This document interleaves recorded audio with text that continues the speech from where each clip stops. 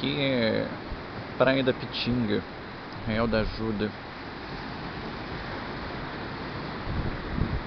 Um dos lugares mais bonitos que eu conheço, viu?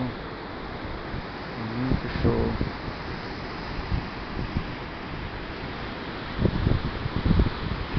Vale a pena demais. Arraial da Ajuda é um lugar fantástico. Aqui é a divisa de Arraial com Trancoso. Não precisa falar mais nada, né?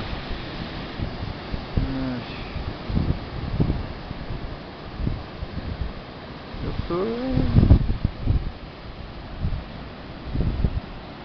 bem num lugar alto.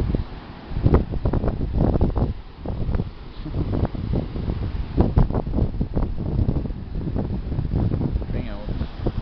Tô numa falésia bem ao lado da Lagoa Azul. A Lagoa Azul fica aqui pra trás. Fantástico, fantástico. Vale a pena, viu? Vale a pena. É um quintal de Deus mesmo. Aribaba.